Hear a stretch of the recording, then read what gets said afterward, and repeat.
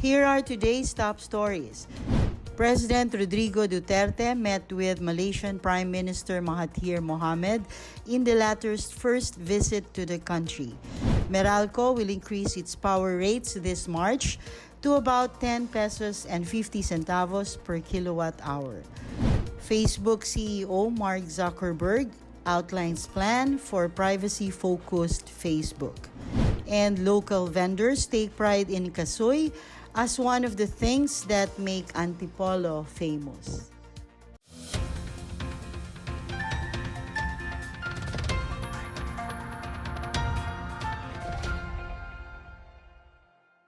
Good day, I'm William Theo. Welcome to the PNA Newsroom. President Rodrigo Duterte met Malaysian Prime Minister Mahathir Mohamad on his first visit to the country. The two leaders discussed international issues, the Philippines' peace process, and the improvement of bilateral ties. More on this from Benj Bondok. President Rodrigo Duterte welcomed Malaysian Prime Minister Mahathir Mohamad in Malacanang to reaffirm bilateral relations and boost cooperation in health, education, and anti-terrorism, among others. President Duterte recalled the vital support given by Mahathir in the peace talks between the government and the Moro Islamic Liberation Front. Duterte also gave credit to the Malaysian government for their efforts to help the Philippines leading up to the ratification of the Bangsamoro Organic Law, which establishes the Bangsamoro Autonomous Region in Muslim Mindanao. Mahathir vowed to extend any help to resolve some of the problems faced in Mindanao. The two leaders also discussed cooperation in the ASEAN region, crime and terrorism, the territorial dispute in the South China Sea, and peace in the Korean Peninsula. Duterte expressed hope that Philippines and Malaysia will continue to stand together on many issues of common concern. For the PNA Newsroom, I'm Benj Bondok. Malacanang berates UN High Commissioner for Human Rights Michelle Bachelet for allegedly issuing reckless and irresponsible statements about the Philippines' war on illegal drugs.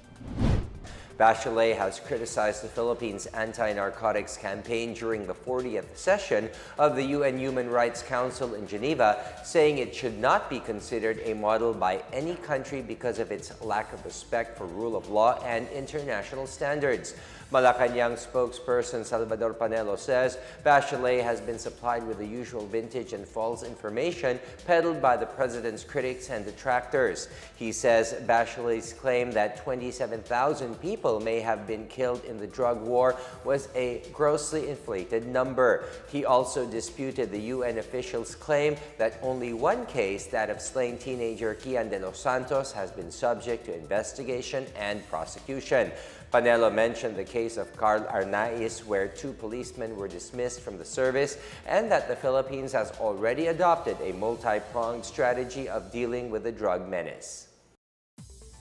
Some 8,440 erring police officers were slapped with administrative sanctions since 2016 under the PNP's internal cleansing program. Reports show a total of 2,528 policemen were dismissed from the service, 4,511 were suspended from their work, 601 were reprimanded, 507 were demoted in rank, 34 were placed in restriction, and 58 had their privileges withheld. PNP spokesperson Colonel Bernard Banac said this is proof that the PNP is serious in weeding out rogue cops from their roster. Of the 2,528 dismissed police officers, 441 were involved in illegal drug activities, 322 tested positive for illegal drugs, while 119 others were involved in illegal drug-related cases, such as being a protector or user. PNP Chief General Oscar Albayalde previously said that newly recruited police officers would undergo Special Action Force training as a way of disciplining them. PNP Chief Oscar Albayalde has warned all police commanders that they would immediately be sacked from their post if they fail to supervise and monitor the activities of their men. This comes amid the controversy created by NCRPO Chief Guillermo Eleazar on how he confronted a cop who was arrested in an entrapment over an extortion case.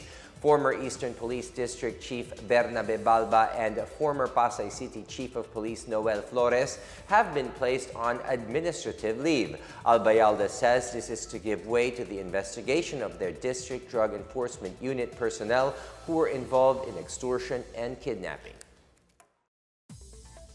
Lawmakers approve a bill that will lower electricity rates, and the PNP stops using its new ranks. More on these and other news around the metro from Benj Mondok. The Bicameral Conference Committee approved the Murang Kuryente Bill, which seeks to reduce electricity rates. The bill proposes the use of the 208 billion peso Malampaya Fund to pay off the stranded contract costs and debt of the National Power Corporation. A household consuming 200 kilowatt hours per month will save almost 170 pesos. Around 16 million households would benefit from this bill once it is enacted into law. Meanwhile, the PNP is going back to its old rank classification system. The use of the new rank will be on hold pending the approval and release of the implementing rules and regulations and the release of the abbreviation of the ranks. The new rank classification is similar to that used by the military. In other news, Vietnam's Deputy Prime Minister and Foreign Minister Pham Binh Minh has invited President Rodrigo Duterte to visit Vietnam again later this year or in 2020. Minh also congratulated the president for the developments in the Philippines and the country's pivotal role in the ASEAN. For the PNA Newsroom, I'm Benj Mondok. Still to come, Meralco is increasing its power rates this March to about 10 pesos and 50 centavos per kilowatt hour. And Go Local concept store opens in Davao City. More on these when the PNA Newsroom continues.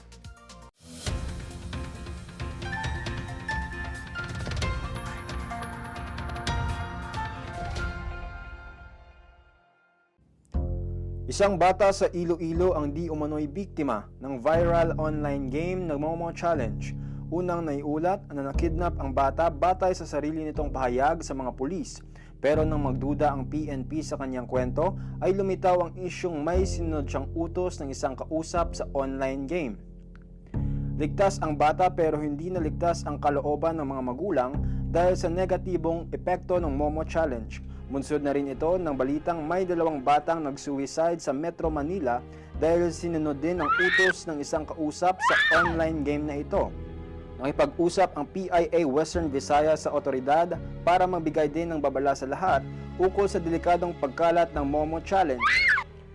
Iminungkahi ni Police Major Joseph Villaran, Deputy Chief ng Anti-Cybercrime Office ng Police Regional Office 6, ang striktong patnubay at gabay ng magulang sa mga anak na gumagamit ng gadget at internet. Ayon naman kay Ana Carla L. Villanueva, Secretariat ng Regional Council Against Trafficking, Child Pornography, Violence Against Women and Children, mayroon na silang mga hakbang para sa level of awareness sa safety of children online.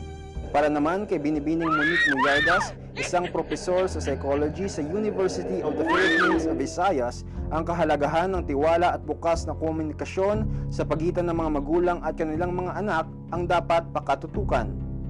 The younger you are, you get more curious. Innocently, no? Hindi nila intensyon na madala sa ganong pagkasindak, no? Curiosity is a very important aspect or element that these online developers try to tap. Carlson Alelis para sa Talking Print Media ng PIA Western Visayas.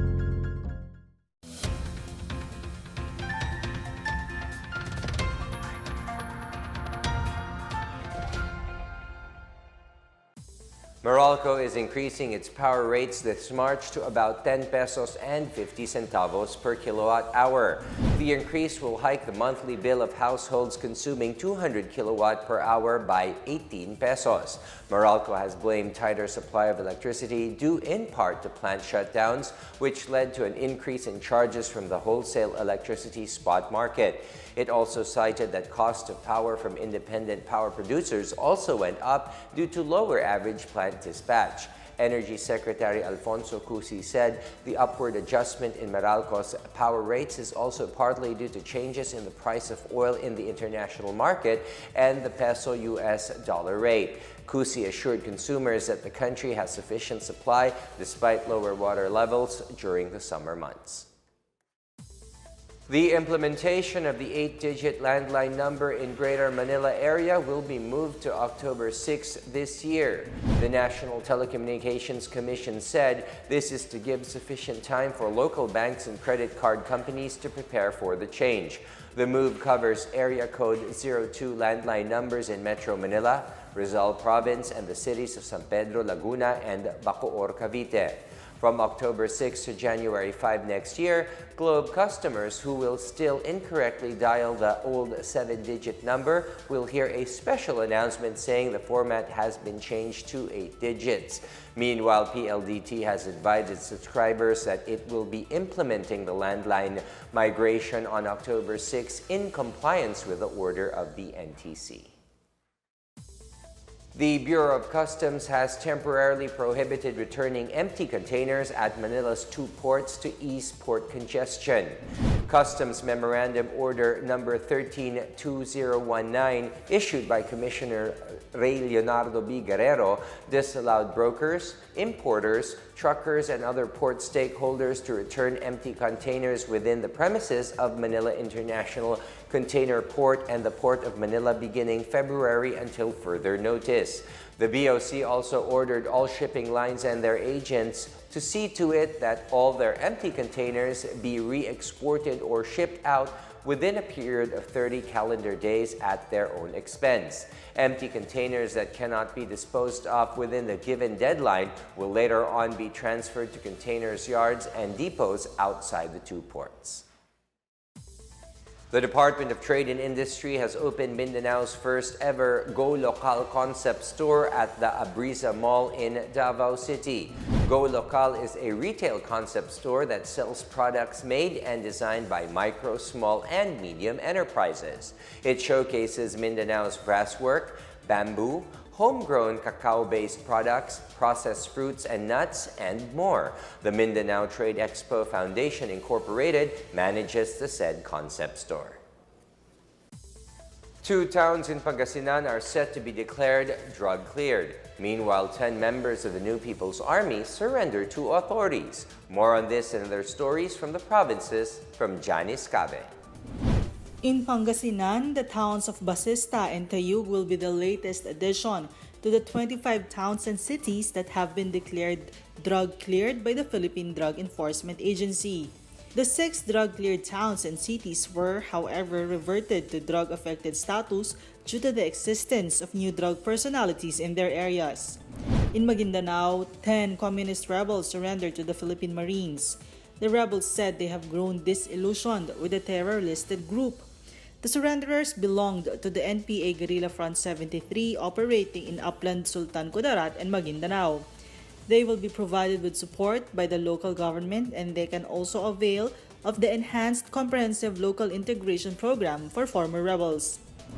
In Surigao del Sur, about 1,000 beneficiaries attended the 2019 ARB Summit. 172 certificates of land ownership were awarded to identified beneficiaries. Farm machineries and equipment and checks were also distributed. Another highlight is the signing of the Memorandum of Agreement for Convergence on Livelihood Assistance for Agrarian Reform Beneficiaries Project, or the CLAAP. For the PNA Newsroom, I'm Janice Cabe. Up next, the Light Rail Transit Authority announces the installation of new air conditioning units for LRT2 train coaches. And Facebook CEO Mark Zuckerberg outlines plans for privacy-focused Facebook. The PNA Newsroom returns after these reminders.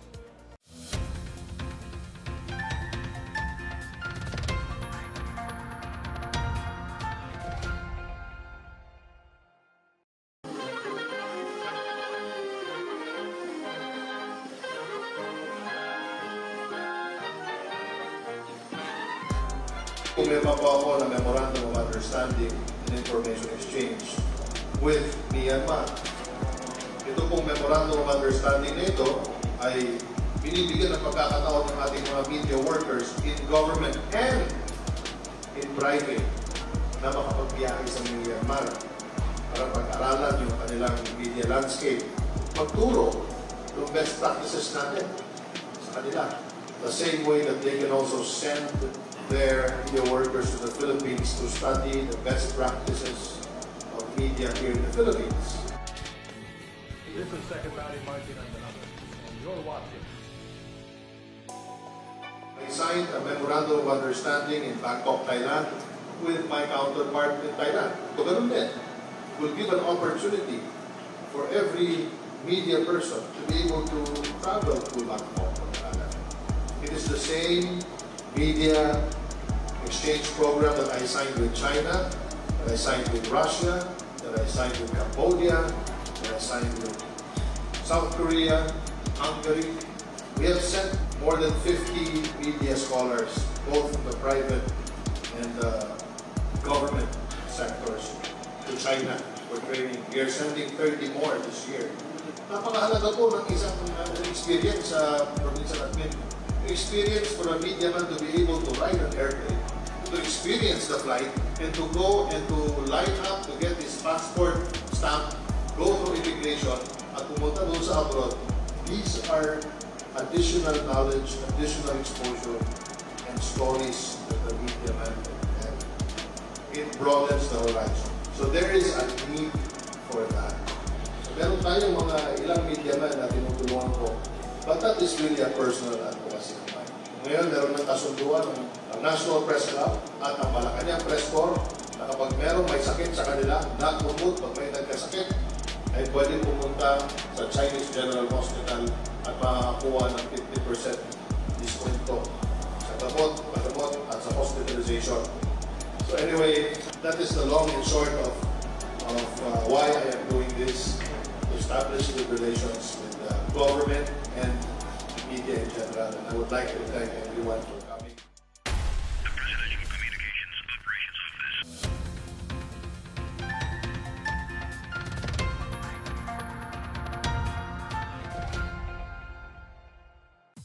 The Light Rail Transit Authority announces the installation of new air conditioning units for LRT2 train coaches.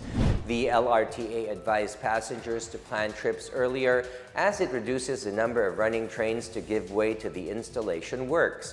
The replacement of 80 air conditioning units for 10 running trains of the LRT2 system is expected to be finished this April.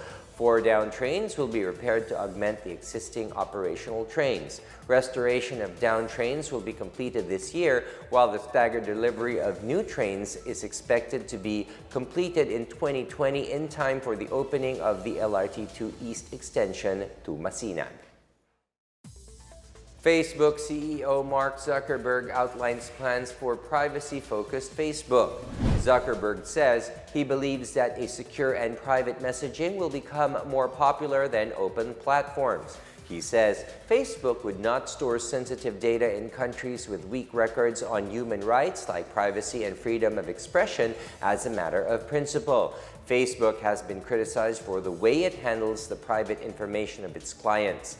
In 2018, it emerged that the data of about 50 million users had been harvested and passed on to a political consultancy.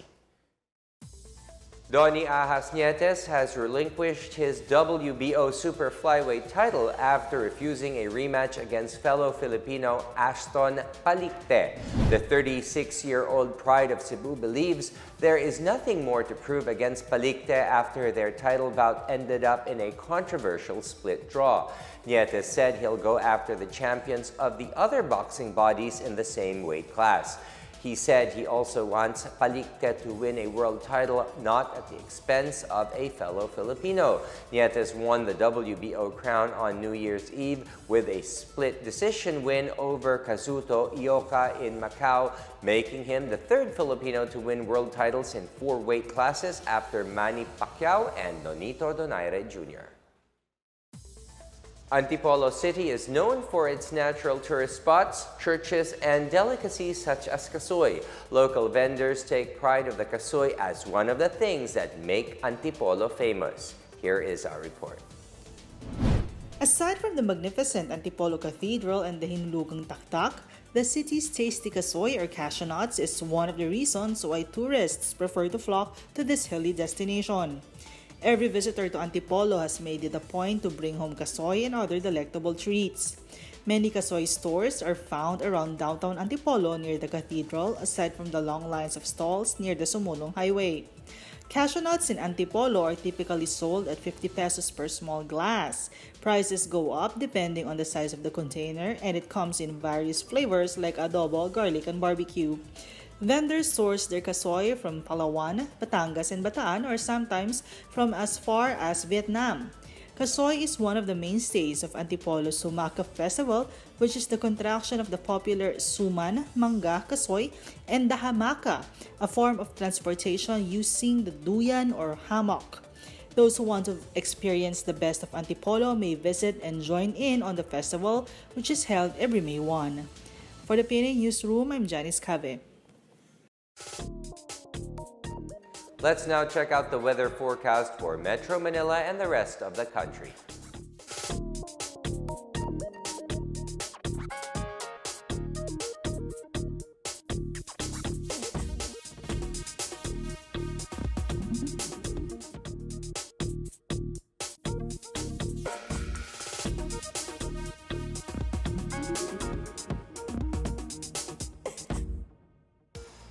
Let's take another look at today's top stories. President Rodrigo Duterte met with Malaysian Prime Minister Mahathir Mohamed in the latter's first visit to the country. Meralco will increase its power rates this March to about 10 pesos and 50 centavos per kilowatt hour. Facebook CEO Mark Zuckerberg outlines plan for privacy-focused Facebook. And local vendors take pride in kasoy as one of the things that make Antipolo famous. Thank you for watching another edition of the PNA Newsroom. To check out these and other stories, visit the PNA website or follow the Philippine News Agency on Facebook and Twitter. For more stories about the government and how it serves the Filipinos, look for these hashtags in all of our social media platforms and websites. And that's your daily dose of the latest news and information that you need to know. From the PNA Newsroom, I am William Theo. Good day.